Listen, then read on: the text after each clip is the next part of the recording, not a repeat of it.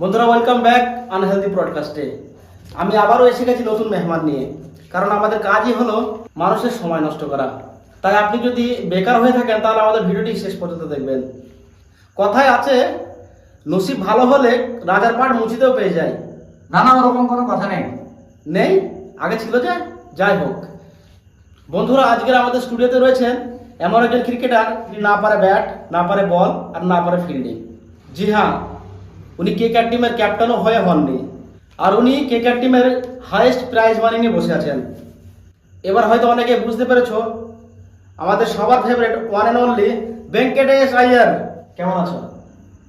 এটা কি ছিল? কেন? এটা কি ধরনের ইন্ট্রোডাকশন ছিল?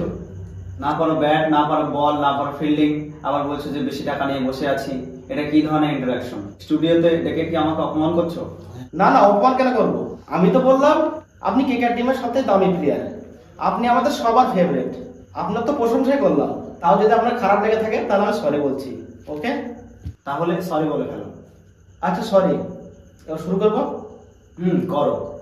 2025 অকশনে বড় বড় প্লেয়াররা ইন্ডিয়ান বা বিদেশি অনেক কম প্রাইসে বিক্রি হয়েছে, কিন্তু অনেক প্লেয়ার এমনও আছে যারা নিজের যোগ্য থেকে বেশি টাকা পেয়ে গেছে। এই বিষয়টা কিভাবে দেখেন? মানে তুমি কি বলতে চাইছো? মানে তুমি কি ইনডাইরেক্টলি আমাকে টার্গেট করছো? তোমার কি মনে হয় আমি কি বেশি টাকা পেয়েছি? আমি এর থেকে অনেক বেশি ডিজার্ভ করি। 23,75,00,000 টাকা দিয়ে কেকেআর আপনাকে কেন রিটার্ন করলো? আরো ভালো ভালো প্লেয়ার ছিল, যেমন শ্রেয়স আয়ার ছিল, ঋষভ পান্ত ছিল, আপনার পিছনে কেন গেল? তো তোমার কি প্রবলেম? টাকা কি তুমি দিয়েছো? না, আমার কেন প্রবলেম হবে? আমি তো শুধু জিজ্ঞেস করছি। হ্যাঁ, তাহলে ঠিক আছে। মেন কথা বলতে, আমি যে কাজটি পারবো সেটা কি ঋষভ পান্ত আর শ্রেয়াস আয়ার পারবে? মানে আপনি কি কাজের কথা বলতে চাচ্ছেন? এই ধরো, যেমন মাঠের পুরো জল বানানোর দায়িত্ব আমার। আমি কাউকে হাত লাগাতে দিই না। সকালকার ব্রেকফাস্ট আমার দায়িত্বে। আমি যেভাবে ডিম সিদ্ধ করবো, কারোর ক্ষমতা নেই ওভাবে ডিম সিদ্ধ করার।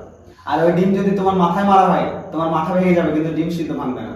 দেখুন মিস্টার, আমার প্রোগ্রাম ক্রিকেট নিয়ে, তো আপনি ক্রিকেট নিয়ে কথা বলুন। কিন্তু আমার প্রোগ্রাম আলাদা। আমি খেলার মাঠে কমা বলে এখানে কমা না। আপসেট আছেন? কোনো টেনশন আছে মাথায়? আমি কি বলছি আপনি কি উত্তর দিচ্ছেন? আচ্ছা ওটা ছাড়েন। এবার আপনি 6টা ম্যাচ খেলেছেন, আপনার পারফরমেন্স খুব একটা ভালো না। এই বিষয়ে কি বলবেন? সব ঠিক আছে। তোমাকে যদি বলা হয় 5 বস্তা সিমেন্ট মাথায় করে নিয়ে যেতে, তুমি কি পারবে? মানে? মানে আমাকে যেখানে ব্যাটিং নামানোর জায়গা, সেখানে না নামিয়ে আমাকে 6-7 নম্বরে নামাচ্ছে। আমার জায়গা হলো ওপেনিং, আমার জায়গা হলো পাওয়ার প্লেতে।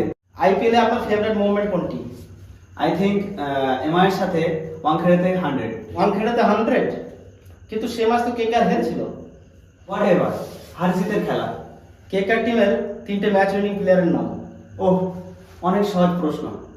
সুনীল নারায়ণ, রাহানে, আরেকজন কে বোঝে নাও। আরেকজন কে হতে পারে? ভাবো ভাবো, খুব সহজ।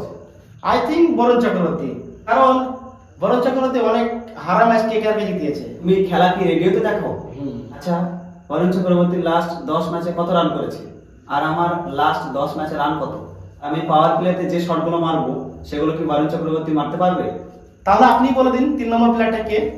বাদ দাও। 3 নম্বর প্লেয়ারটা কে অডিয়েন্সরা সবাই জানে। আপনি খেলার বিষয়ে কি জানেন? এটা জানি